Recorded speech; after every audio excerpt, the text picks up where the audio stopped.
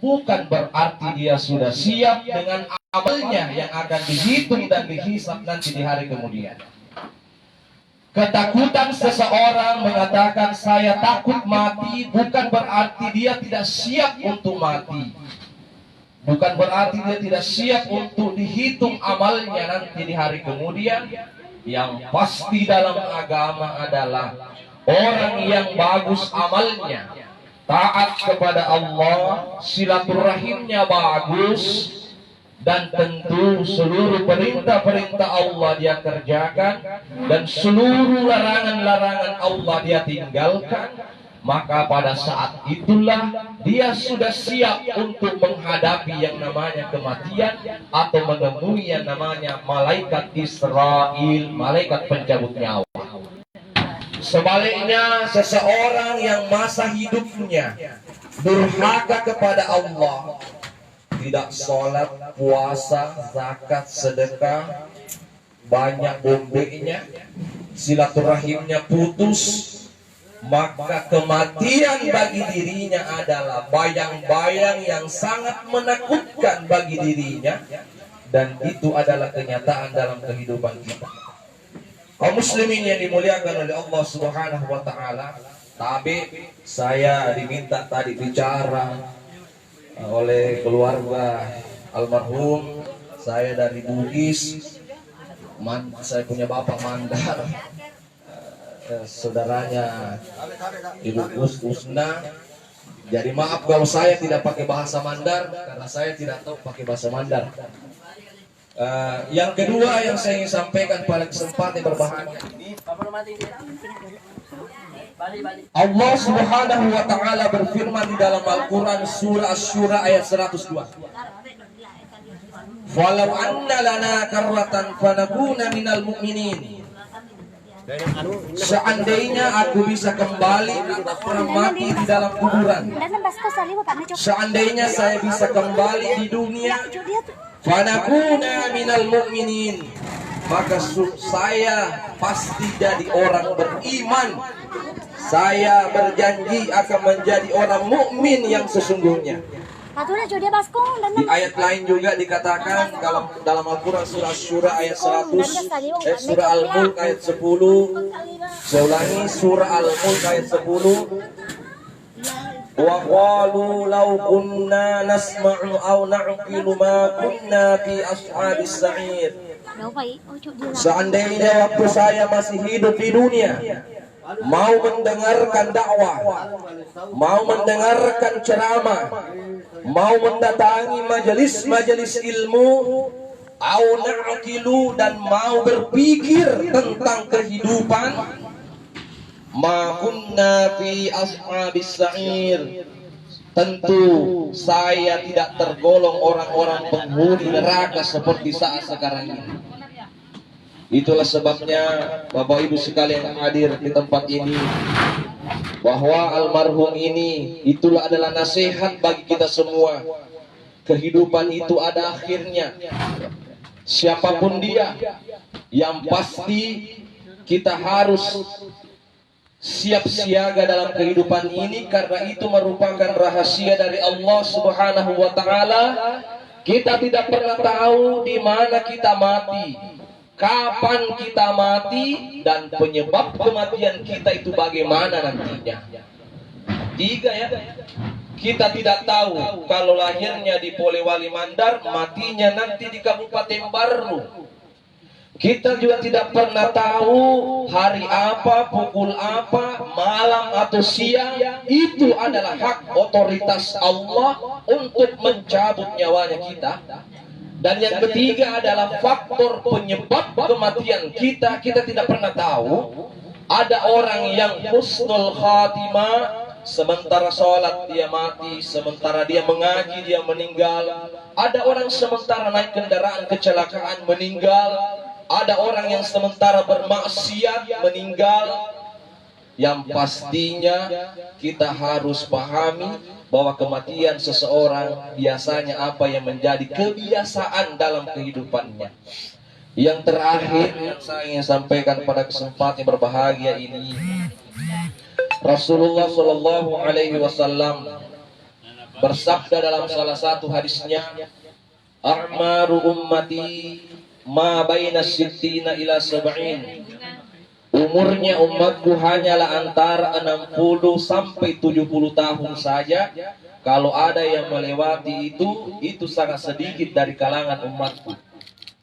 Kalau saya tidak salah umurnya almarhum ini kira-kira 54 tahun. Kalau saya tidak salah ingat kelahirannya dia sebutkan dulu. 54 tahun. Subhanallah. Itulah sebabnya ulama-ulama kita selalu menegaskan kepada kita bahwa wahai umat muslim, pahamilah tentang kehidupan bahwa semakin hari semakin bertambahnya umur kita, itu menandakan semakin jauh dari kehidupan dunia dan kita semakin mendekat dari kehidupan alam barzakh. Bertambahnya usia kita menandakan bahwa semakin jauhnya kita dari ramainya masyarakat dan semakin mendekat dengan sunyi senyapnya alam kuburan. Dan bertambahnya usia kita dari 20 tahun, 40 tahun, 50 tahun, 70 tahun, itu memberikan isyarat kepada kita bahwa semakin jauhnya kita dari terang menderangnya dunia dan semakin mendekatnya kita pada gelap gulitanya alam kuburan. Itulah sebabnya Bapak Ibu sekalian, ada ayat di dalam Al-Quran ketika manusia sudah mau dicabut nyawanya, ketika manusia sudah didatangi malaikat maut. Saya ingat guru saya waktu di pesantren Dede Imam Koso, beliau berpesan bahwa sebelum dicabut nyawanya seseorang, ada 3 malaikat yang mendatangi kita dan memeriksa kita. Dan kita tidak sadari hal itu. Malaikat pertama adalah malaikat yang membawa rezeki makanannya kita. Abdul Qadir almarhum ini, datanglah malaikat periksa. Abdul Qadir, saya keliling dunia, keliling Polman, keliling Sulawesi Barat, mencari rezeki makananmu. Memang kamu sudah tidak punya lagi rezeki makanan. Biar dipaksa makan, Pak, muntah. Karena memang sudah takdirnya, habislah makanannya, rezeki dari makanan. Yang kedua adalah malaikat yang membawa rezeki minuman. Almarhum Abdul Qadir, saya sudah keliling dunia mencari rezeki minumanmu. Memang sudah tidak ada lagi rezekinya minumanmu. Tentu kamu harus siap-siap untuk menghadap kepada Allah. Yang terakhir, yang ketiga adalah malaikat yang membawa rezeki nyawanya kita, hawa udara nyawanya kita. Barulah malaikat maut Israel datang untuk mencabut nyawanya kita. Itulah tadi saya katakan ada ayat dalam Al-Quran, kalla idza balagatit taraqi wa qila man raqa. Ketika nyawa sudah di tenggorokan, ketika nyawa sudah di leher, maka Allah Subhanahu wa ta'ala bertanya kepada manusia, Abdul Qadir, siapa yang bisa menolongmu? Siapa yang bisa menyelamatkan nyawamu? Siapa yang bisa menyembuhkan kamu dari sakaratul maut? Itulah sebabnya ada ayat, waqifu innahum mas'ulun. Tahan nyawanya dulu itu. Saya mau tanya dulu. Itulah sebabnya Bapak Ibu semua,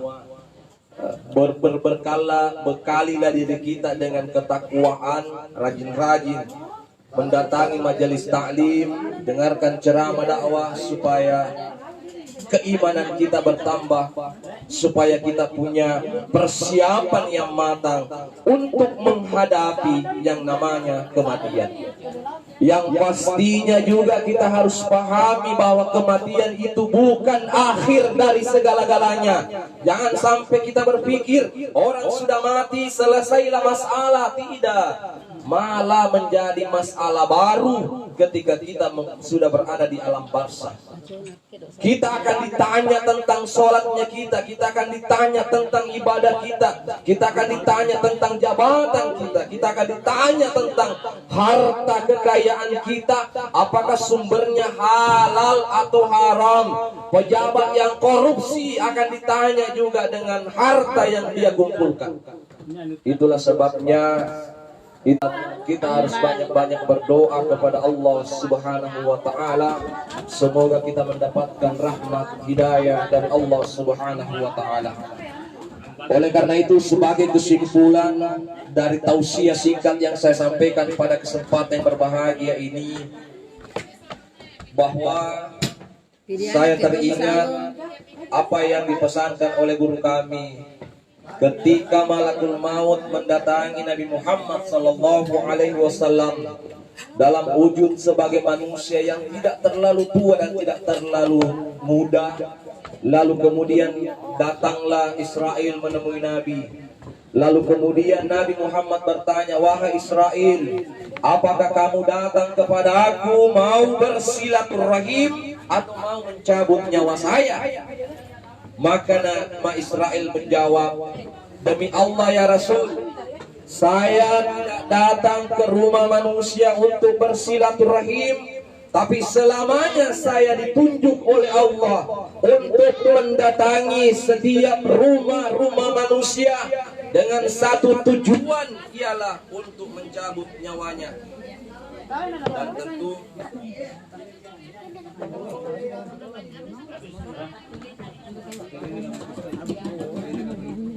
ada dapat pidiana kayak tuh ya. Saya kira demikian. Assalamualaikum warahmatullahi wabarakatuh. Bikin dong. Salam. Aduh, kamu berarti ya, pidiana? Pidiana.